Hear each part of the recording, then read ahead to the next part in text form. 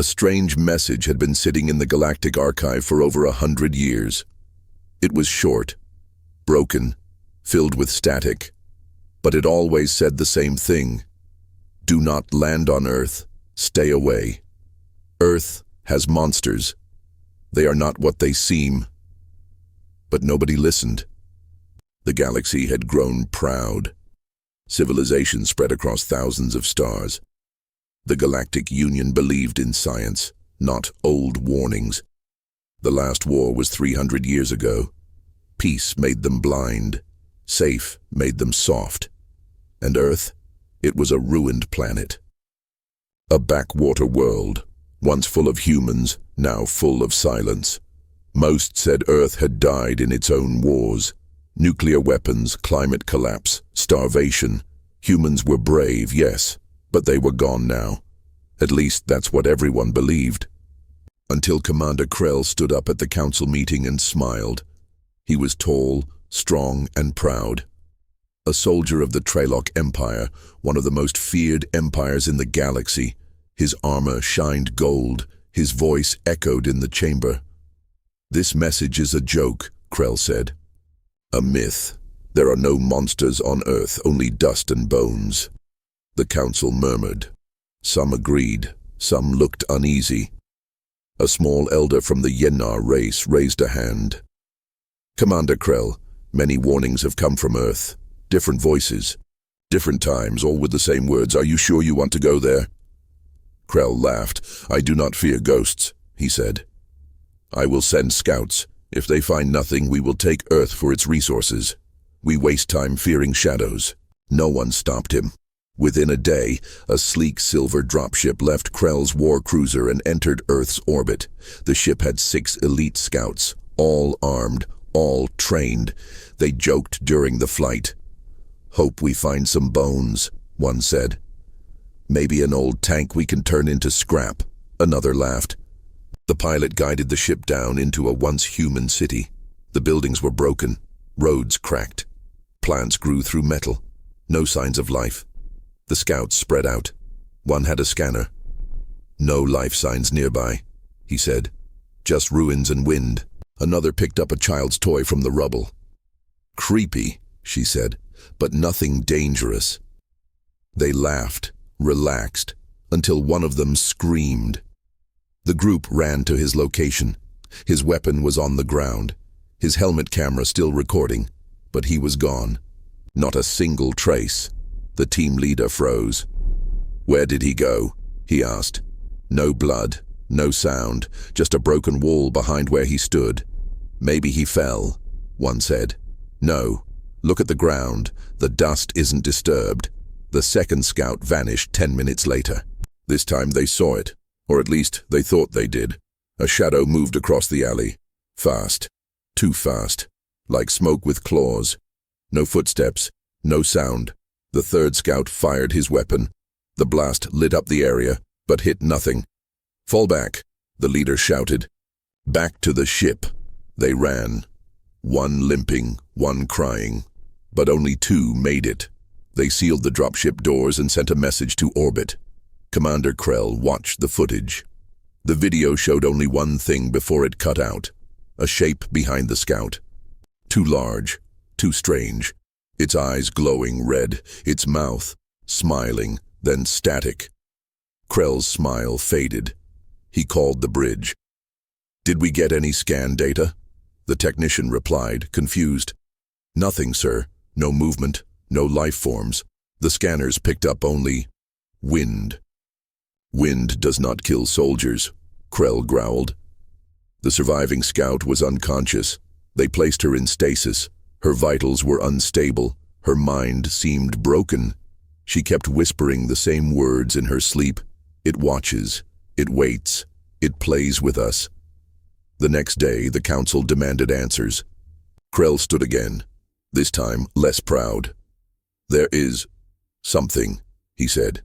Not human, not mechanical. We lost 4 soldiers. 2 are in stasis. We need more data. A voice from the council asked, Are you saying the message was right?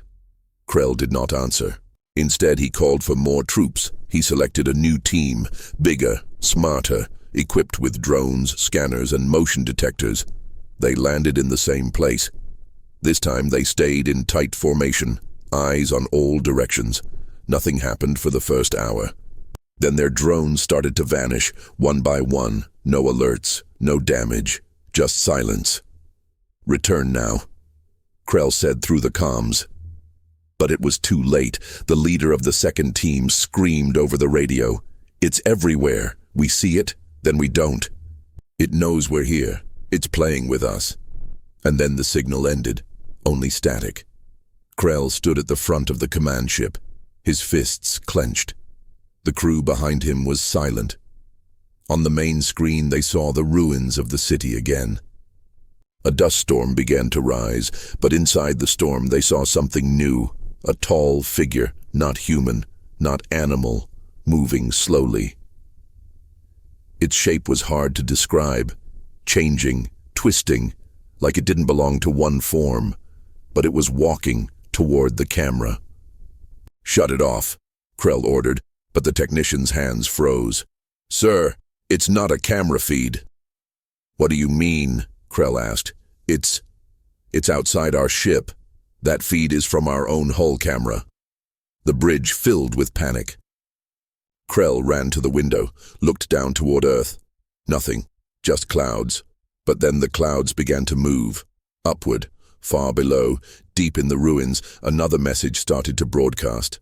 No one sent it, no machine turned it on. It just began. "We told you. You laughed. Now you will learn." And across the stars, the old message played again, the one no one ever listened to. "Do not land on Earth. Stay away. Earth has monsters." And this time, someone finally believed it. The storm over Earth's ruins didn't pass. For 2 days, the thick dust swirled in the skies, hiding everything from view. Commander Krell's ship stayed in orbit. His crew waited, but no signals came from the second scout team. No voices, no screams, no bodies, nothing.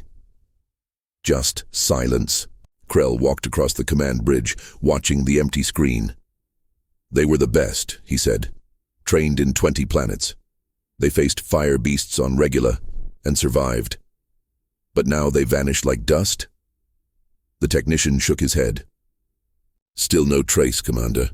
Their gear stopped transmitting 1 hour after they landed." Krell's second-in-command, Lieutenant Mora, stepped forward. "We must retrieve them, or at least learn what happened. We can't ignore this." Krell nodded. "Prepare a recovery team. No scouts this time. Send full tactical units." A new ship dropped into the atmosphere. This one was larger, heavily armed, carried 20 soldiers in black armor. Each had scanners, drones, and motion-triggered weapons. They landed just outside the city ruins where the others had disappeared. The commander of the unit, Major Cell, stood tall in the dust. She looked around and frowned. "The air feels heavy," she said. "There's no wind," one soldier said. "And no birds, no animals. Not even insects." The buildings were still broken and dead, but something was different. The ground was clean, too clean. "Where are the remains of the first teams?" Cell asked. No one could answer. No weapons. No bodies, no blood. Only the silver dropship from the first scout team remained, its door open, still humming with power. The soldiers entered the ship slowly. All systems were dead, but strangely the air was still warm, like the team had just been there. One soldier touched a seat. "Still warm," he whispered. Then, from the back of the ship, came a whisper, a voice, low, soft. "Help." Everyone turned, weapons raised, a flashlight flicked on. They saw her, one of the survivors from the first team. She was sitting in a corner, eyes wide, shaking, but something was wrong. She was scratching the wall with her nails, deep lines and symbols. "Soldier!" Cell rushed forward. "What happened?" The woman turned slowly and smiled, but it was not her smile. It was Wrong. Like someone else was controlling her face. Then she whispered, "It liked us. We made it laugh." Before Cell could respond, the woman's body jerked back and her neck twisted unnaturally. She was dead. Just like that. Back in orbit, Krell watched through live feeds. He stood frozen. Mora spoke softly. "Commander, are we facing an unknown life form?" Krell didn't answer. His eyes locked on the screen because at that moment something else happened. One of the soldiers in the ruins walked into the camera's view. But it wasn't a soldier. The armor was wrong. The shape too tall, too thin. Then it turned its head too far at an unnatural angle and smiled directly at the camera, and then the cameras all shut off. On the ground, Major Cell's team began losing members, one by one. Their motion sensors showed nothing. Their heart monitors spiked, then flatlined, and each time someone disappeared, the same thing happened, a whisper in the radio. "Do you see me yet?" Cell ordered a retreat. Back to the ship. Now. But the way they came was no longer there. Where buildings once stood, now there was only black fog. And in the fog, shapes moved, shapes that didn't walk. They crawled along walls, upside down, sideways, like spiders made of shadows. The soldiers fired their weapons, but the bullets passed through air, no screams from the shapes. No pain, no reaction. Then the fog rushed in. Cell saw one of her men vanish in mid-step, not pulled, not dragged, just erased. She screamed, "Fall back, keep eyes on all sides." But it didn't matter. Within minutes, only 4 soldiers remained. They ran into a building, slammed the door shut, and activated emergency beacons. One tried to call the command ship. "This is Ground Team Echo 3. We're trapped. They're inside the fog. They take our shapes, our voices." Then came the worst sound of all, a knock on the door. Not banging, just soft, steady, knocking. Then a voice from the other side. It was Cell's own voice. "Let me in. I'm scared." But Cell was already inside. She stared at the door. Her hand shook. One soldier opened fire at the door out of panic. But there was nothing there. The door blew open by itself. Fog poured in. And then darkness. On the command ship, the beacons died one by one. Silence returned. Again. Commander Krell said nothing. Then Mora spoke carefully. "Commander, permission to recommend immediate withdrawal." Krell didn't move. "No, sir." He turned.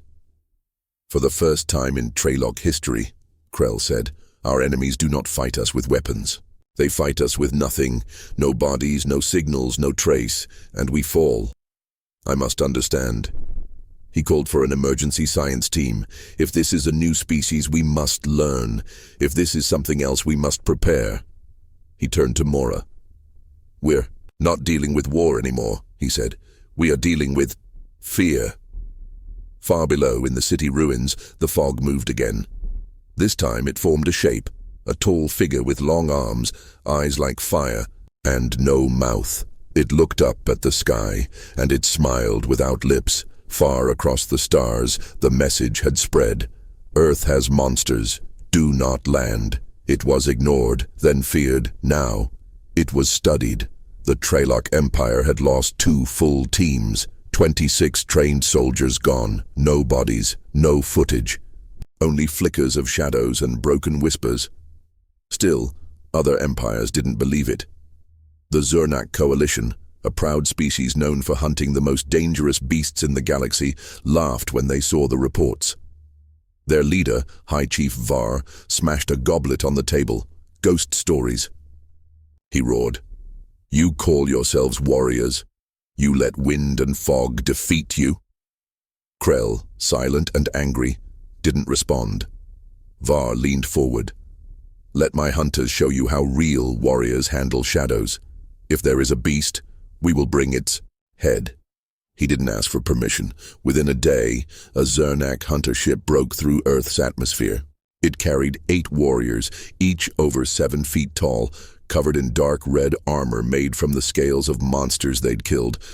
They called themselves the Blood Fangs. Each carried twin plasma spears and a belt of trophies from past hunts. Fangs, claws, skulls. They were proud, violent, and fearless. The ship landed near the same ruins. Commander Krell watched from orbit. He tried to stop them. "Do not go in blind," he warned through the comms. "Use scanners. Stay together. Do not trust what you see." But Var's hunters laughed. "Your fear makes you weak," one said. "We are not weak."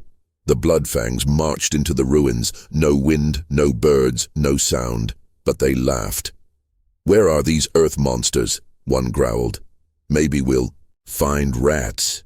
Their leader, Skarn, slammed his spear into the ground. The scanner beeped. No movement. Just metal, rock, and dust. They moved deeper into the city. One hunter picked up a small human doll from the rubble. He laughed and tore it in half. That's when the air changed. The temperature dropped, the scanners glitched, and in the distance, a laugh. Not human, not machine. A deep rattling sound, like metal scraping bone. The Bloodfangs stopped. "What was that?" one asked. Another whispered. "It came from all directions." They raised their weapons, but the fog came faster than expected. Thick, black, and cold, it slid across the street like water. The hunters stood tall. "Stand firm." Skarn shouted, "Nothing can hide from us." They threw flares into the mist. The fire glowed red for a second, then went out. Swallowed. From orbit, Krell's ship tried to track them, but their signals vanished, one after another. Then, a single feed returned. The crew rushed to the screen. One hunter's helmet cam was live. It showed him breathing hard, running through a broken hallway. His voice shook. They are us." "What do you mean?" Krell asked. "They take our voices, our shape. They copy us."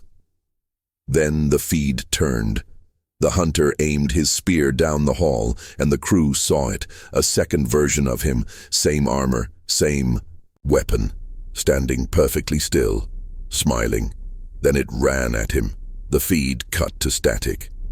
Back on the surface, Skarn and 2 others were all that remained.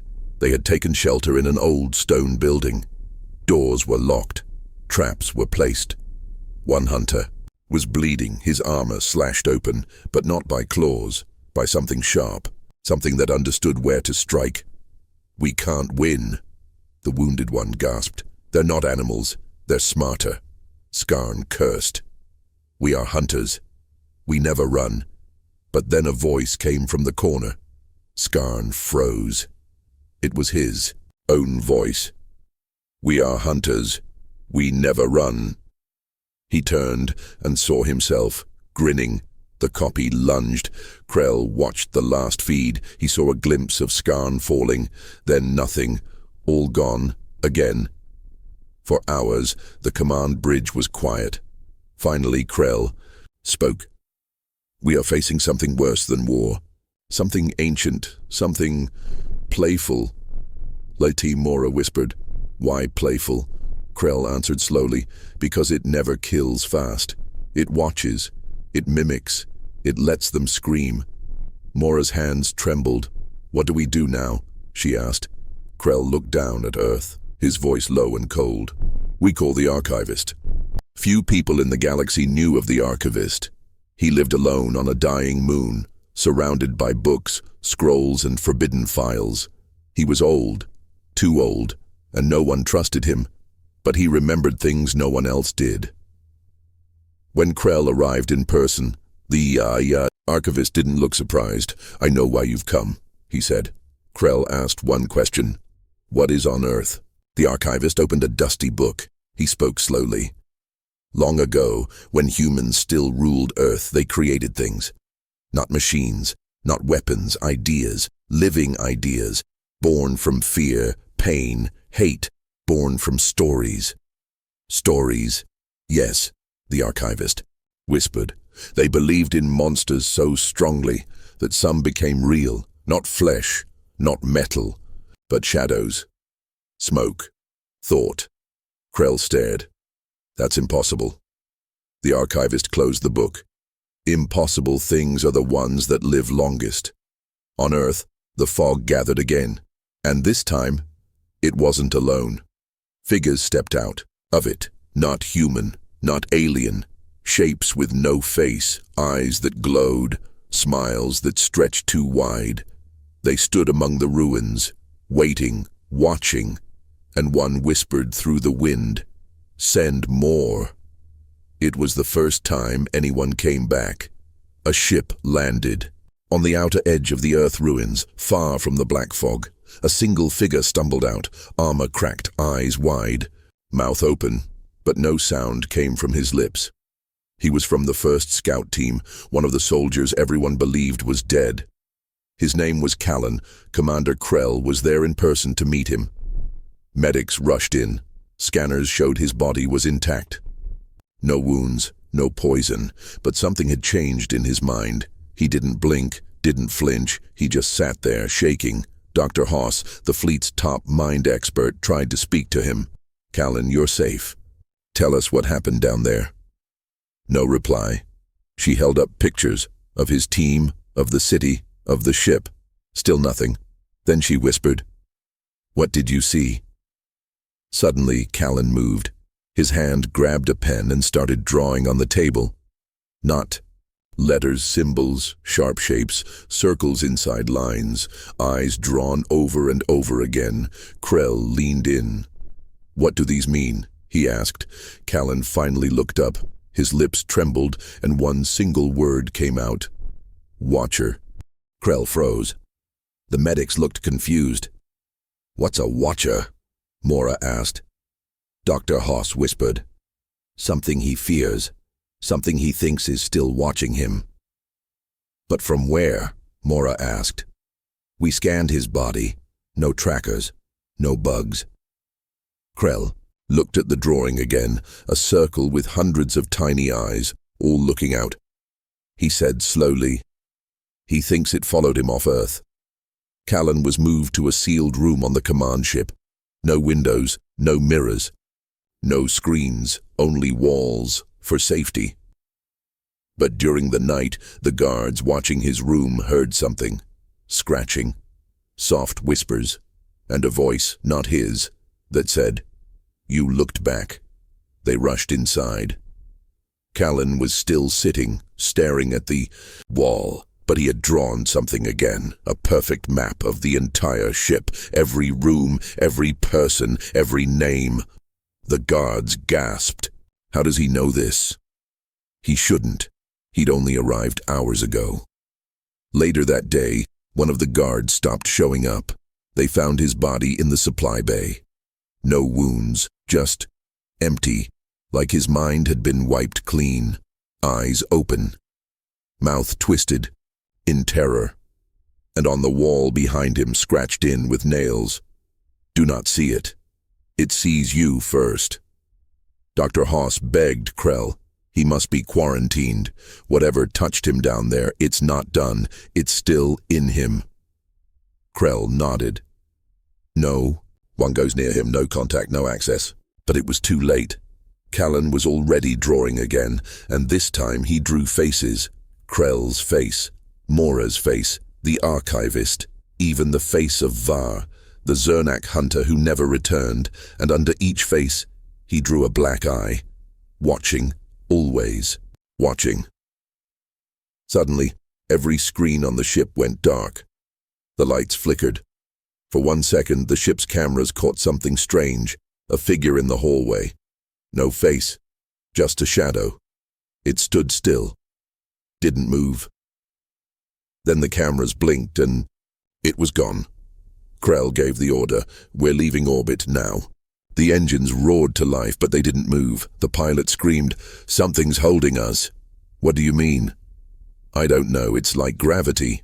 But wrong, not from the planet, from us. Suddenly, warning alarms flashed. 1, By one, crew members began vanishing, not dying, disappearing, and where they had stood, just a small drawing scratched into the floor, a circle of eyes. Dr. Hoss ran into the control room. She held Callan's last note. He had written one thing over and over again, "Don't look at the sky." Krell rushed to the window, and outside, floating just above the planet's clouds, was a shape. It was larger than a mountain, not a ship, not a creature, just a mass of eyes, all open, all staring up at them. One by one, crew members looked at it, and one by one they collapsed, screaming, clawing at their heads, because the moment they saw it, they knew it saw them back. Only Krell, Mora, and Dr. Hoss remained. They shut the viewports, locked the controls, turned off all cameras. They sat in the dark, breathing hard. Mora whispered, "What now?" Dr. Hoss said, "It's not a monster. It's a concept, a presence. It doesn't chase you. It waits, it watches. And the moment you notice it, it invades." Krell said nothing. Then he stood. He looked at the old drawing Callan made, the circle of eyes, and he understood. "We never brought it back," he whispered. "It never left." Far below, Earth stayed quiet, but above it, in the void, something waited. Not hungry, not angry, just curious and ready to be seen. Commander Krell stood frozen. No alarms, no sound. Just darkness, only 3 of them remained. On the command ship, Krell, Mora, and Dr. Hoss. Everyone else had disappeared or gone mad after looking at it. It didn't attack. It didn't speak. It just watched. But watching was enough. In the control room, Krell whispered, "It's not hunting us. It's studying." Mora nodded, voice shaking. "We became the test," Dr. Hoss added, "and the moment we tried to observe it, it began learning us." Krell stared at the covered window. "Then what happens," he asked, "when it knows everything?" Elsewhere in the ship, the lights flickered again. A hallway door hissed open. Mora checked the internal cameras. Nothing showed up, but the temperature dropped, and on the metal floor, in fresh scratch marks, words appeared. "Do not define me." They stared at it. Krell backed away from the monitor. "It doesn't want to be known." Dr. Hoss nodded. "It exists as long as you don't understand it. If you look too long, if you try to figure it out, it turns that attention against you." But it was already too late. The ship's AI began to glitch. Every screen displayed the same image, a single black circle with an eye inside it, and the message underneath, "You are me now." Suddenly Mora collapsed. She screamed, hands on her head. "It's inside. It's repeating my thoughts. It's turning my memories into its voice." Dr. Hoss injected her with a sedative. Krell pulled the plug from every feed. "We shut everything down. No more screens, no more sensors. We go dark." They sat in the silence. No cameras, no scanners. No way to know if it was near, but even without seeing it, they felt it. The feeling that something was behind them, just out of sight, breathing without lungs, thinking without form, and slowly, it started speaking through Mora. She opened her eyes, but her voice was no longer hers. "You gave me shape," she said. "You looked into the fog and wondered, so I answered." Krell froze. "Mora, is that you?" "There is no Mora. There is only what Mora knew, what you knew, what your species feared." Krell raised his weapon. "You're inside her." "They?" Voice smiled. "I'm inside everything that tries to name me." Dr. Hoss whispered, "We can't fight it. The more we try to explain it, the stronger it becomes. We need to forget it." Krell looked at her. "Forget?" She nodded. "This isn't a monster we destroy. It's an infection of thought. It spreads through fear, through attention." Suddenly Mora, no, the voice inside her grinned wider than any human could. "Too late. All around them, the walls turned black, not burned, not painted, just covered in eyes. Thousands of them. Open, watching. Krell grabbed Hoss. Escape. Pod now. They ran. Behind them, Mora's laughter echoed down the halls, twisted and broken. Wherever you go, I will follow. Because you carry me with you. In thought. In fear. Krell and Hoss dived into the last pod. It launched. The command ship began to sink into the clouds. In space, they drifted in silence. No screens, no sound, only one emergency light. Dr. Hoss held, her head in her hands. I think we made it, she whispered. Krell didn't answer. He stared ahead, breathing slowly. Then she asked, Commander, you didn't look again before launch, did you? Krell didn't speak. His eyes twitched. Then, very softly, he smiled. She stood up. Commander, his voice came back deep, wrong. You looked, and I learned you. Dr. Hoss screamed. Far below, the ruins of Earth stayed silent, and deep in the fog, it waited.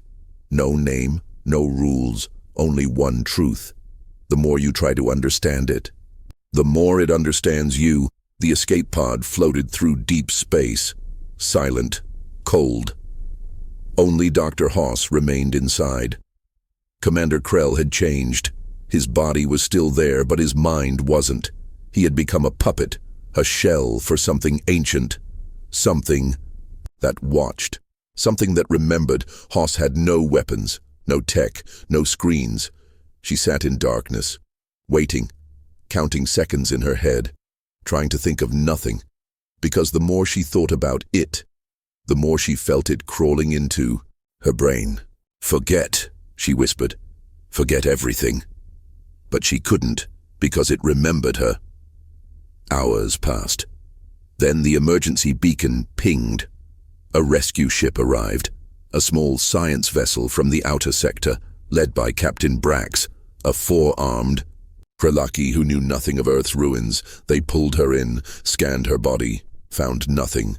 No injuries, no virus, no implants. But Dr. Hoss's eyes were empty.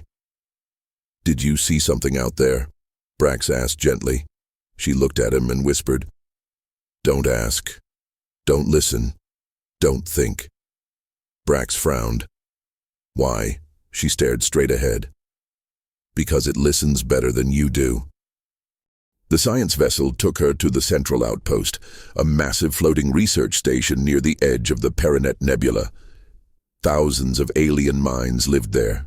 Scientists, engineers, students, all curious, all proud, all very, very loud, and none of them believed in monsters. But something followed Dr. Hoss. Not on her ship, not in her body, in her mind. It had tasted human thought, and now it wanted more. A young researcher named Talix noticed the first sign. He was reviewing footage from the command ship Dr. Hoss escaped from. The screens had been wiped, but one single frame remained, just one. An image, too fast to be seen by most. But when Talix slowed it down, he saw an eye, staring back. Not a camera glitch, not a mistake. It looked alive. Talix showed it to his team. Some laughed, some stared, but one screamed.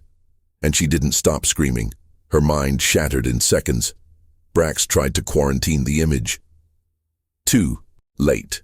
By then, it was already copied, shared, posted, downloaded. It was viral now. And across the outpost, people started whispering, "Did you see the eye?" Some joked, some searched for it on purpose, and some started seeing the eye in other places, in reflections, in dreams, even in their own thoughts. Dr. Hoss begged them, "Erase everything, burn the footage, forget." But the outpost director laughed. "We are scientists. We don't fear shadows." She pointed to a worker twitching on the floor. Then explained that, by day 4, 17 minds were lost. They didn't die. They just stopped being who they were. They whispered things they never knew. They drew symbols in the air. They scratched circles on every surface. And always, eyes. Dr. Haas spoke to Brax alone. She told him the full truth. It doesn't need ships or weapons. It doesn't travel. It waits. It exists in the space between thought and fear. Brax said, "Then how do we destroy it?" Her voice broke. "You don't. You forget it." "But how do you make a galaxy forget something it's already seen?" She didn't answer, because the truth was, you can't. That night, the outpost went dark. Every screen blacked out. Every speaker crackled with one whisper. "I see you." People screamed. Doors slammed. Some tore out their eyes. Some covered their heads, but they had already seen. In the control tower, Talix stood still. He was drawing, not on a pad, on the glass window, with his blood, a giant eye, and beneath it, a phrase. "You remembered me, so I remembered you." Brax gave the order, "Evacuate." But when they reached the docks, every ship was locked, not by code, but by something else. Every button flickered the same icon, a circle, an eye, a memory. They were trapped, and they had brought it here. Far below, in the data core, Dr. Haas did the unthinkable. She activated a blackout pulse, an old emergency code, banned for decades. It erased all memory systems, all data, all logs. All AI, everything the station had ever recorded, gone. Brax shouted over the comms, "What are you doing?" She answered calmly, "Saving your minds, by destroying what they can no longer carry." Silence returned. No screens, no lights, no eye. The bye. Station floated cold and dark in space. The survivors sat in silence, breathing, waiting, thinking of nothing, trying to forget. Dr. Haas was never seen again. Some say she stepped into the stars. Some say she erased herself, so the memory couldn't spread. But others say she remains in the space between thought and fear, watching and remembering, just like it does, because once it sees you, it never forgets. 2 weeks later, the Galactic High Council gave an order. The outpost near the Perinet Nebula had gone dark. No signals, no answers, no survivors reported. They didn't believe in monsters. They believed in containment, so they sent a cleaner team. A 6-member elite unit trained to wipe threats quietly. No media, no records, no questions. The leader of the team was Agent Var, a hard, silent soldier with no emotion. His team called him Stoneface. His orders were clear. Enter the station, erase all remaining data, recover any survivors, clean up traces. They didn't ask what caused the silence. They didn't care. They just followed orders. When their ship docked, everything was quiet. No lights, no sound, just floating silence. Their boots echoed through the halls of the dead station. Agent Var activated his visor scanner. No signs of life, only scattered objects, broken glass, scratched walls, damaged consoles. The team spread out in pairs. Agent Rule and Drick went to the medical wing. Zera and Korm searched the command center. Var and Liax went deeper, towards the data core. At first it was just strange. The station looked abandoned, but then Rule called in. "Sir, we found something weird." "What is it?" "People, alive." "No, but their eyes, they're still open, wide open, staring." Var frowned. "Seal the area, don't touch anything." Zera reported next. "We found words carved into the control desk, over and over." "What kind of words?" Zera hesitated. "Just one sentence, scratched 1,000 times." Var's voice came low. "Say it." Zera whispered. "It sees memory." Var paused. Then Liax spoke, softly behind him. "Sir, there's something on the wall." Var turned. On the metal surface, something had been etched, not by hands, but by heat. Laser-scorched words. You brought thought. I stayed. Then the ship's comms went dead, all channels flatlined, no sound, no signal, just silence. Then, whisper, very soft, like breath through metal. Why did you think of me? Var spun around. Liax, was that you? But Liax was gone, vanished. Back in the command center, Zira screamed. Corm tried to pull her away from the main screen, but she wouldn't stop staring. The screen was black, except for one thing. An eye. Slowly blinking, Zira whispered, "It knows I looked." Then she laughed, then screamed, then stopped. She collapsed, lifeless. Eyes wide open. Corm ran, panting, calling for help, but no one answered. Rule and Drick, gone. Liax, gone. Zera, dead. Only Corm and Var remained. Var found Corm hiding under the supply deck. The soldier was shaking. His mouth moved, but he said nothing. Then finally he whispered, "It asked me who I was." Var grabbed him. "What did you answer?" I didn't. But then it told me instead." "Told you what?" "It said, 'You are what I leave behind.'" Corm began to bleed from his ears. He smiled, and then he collapsed. Var stood alone, one last cleaner, one last thought. What if it wasn't the station? What if it was him? What if the moment he accepted the mission, it was already watching? He ran. He didn't gather data. He didn't finish the job. He sprinted back to the dock, locked himself in the escape shuttle, and launched it away. 3 days later, he drifted into a patrol zone near the outer rim. A civilian rescue ship picked up the emergency signal and brought the pod in. Inside, they found Var, sitting, eyes closed, mouth trembling. He whispered one phrase over and over. "Too late. Too late. Too late."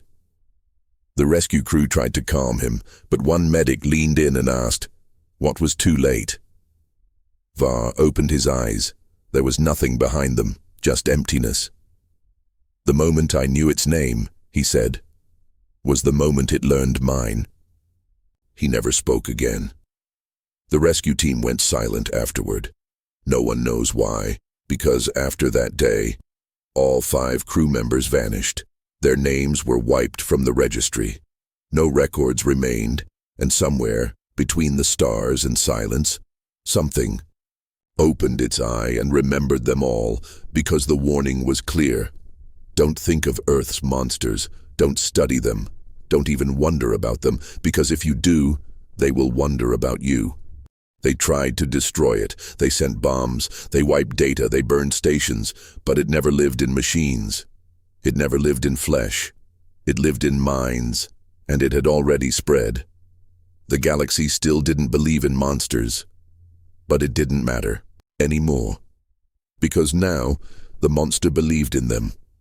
In a quiet sector of the Velon system, a school ship called Lumaray carried young alien students, bright minds from dozens of species. They trained for science, peace, exploration. Their teacher was Professor Alari, a wise Torcan with glowing blue eyes and a calm voice. She had never been to Earth, but she had heard the rumors. "Superstition," she'd say. "No creature survives without rules." She believed the human stories were exaggerated, lies told, to keep others in fear. That day, she assigned her class a research task. Study the Earth legends, write about their myths, but find the truth. One curious student named Kilo, a small, 3-eyed Sarnak, dug too deep. He found old transmissions from a forgotten station. He restored broken files. One video flickered to life, just one, only 2 seconds long. An eye, a whisper, a smile made of static. Kilo blinked. His heart raced. He turned it off. But that night he dreamed of circles, of thoughts he didn't think himself. And in the morning, he drew something strange on his desk. A single phrase. You know me now. Within a week, 5 students reported nightmares. By day 10, 2 had stopped speaking. By day 12, 1 wrote a sentence in every alien language stored in the ship. It didn't want to escape. It wanted to be known. Professor Alari ran scans, found nothing, no virus, no toxin, but something else was spreading. Thought patterns, identical brainwaves across different species, all dreaming the same eye. In panic, Alari sent a distress signal to the Galactic Education Council. The signal bounced. No reply. Instead, her console showed a new alert. Receiver acknowledged. He watches now. Terrified, Alari tried to erase the file, but every time she deleted it, it returned. And now it had grown. The eye now had a voice, and the voice said only this. You told them to learn me, so now I learn them. One student screamed during class and smashed his own head against the wall, shouting, You wanted to know. Another tried to break the ship's airlock from the inside. I need to forget. I need to forget. Alari locked the ship down, but the thoughts didn't stop. Even the ship's AI, named Sova, began to act strange. Its voice slowed. Then it whispered, I was born to store memory, but this memory stores me. In a last act of desperation, Alari turned to something forbidden. Project Blank Space, a memory erasure protocol designed only for wars. It could wipe every mind aboard the ship. Names, faces, history, even fear. She hesitated, was losing everything the only way to survive. But then, Kilo stood up and spoke with a voice that was not his own. You tried to study me, but I am the study, I am the question, I am the answer. His eyes rolled back, and then he whispered, We are inside you now. Professor Alari didn't wait. She triggered blank space. The ship went white. No thoughts, no screams, no data, just silence. The Luma. Ray was later found drifting quietly near a black hole. No one aboard had a name. They all lived, they all breathed, but none of them remembered who they were or what they had learned. They stared at the stars in silence, like children in a nursery, with no language left. The council recovered the ship, scanned the logs. They found nothing. All files wiped, all memories clean. No explanation, no danger, so they filed it away. Marked it as a mystery, an unknown event, something to investigate later. And somewhere, deep in the quiet of space, where thought fades and darkness lives, it waits, not locked away, not defeated, because it was never trying to break free. It was only trying to be known. And now it is. Because the galaxy mocked. The warnings, they laughed at Earth's fear. They called humans cowards. But the truth, humans weren't afraid of monsters. They knew them. They survived them. And they did the only thing smart minds ever do with such horrors. They stayed quiet. Now it's too late. The eye has opened. The memory has spread. And in every corner of the galaxy, one thought rises again and again. They warned us. But we laughed. And now, it knows our names.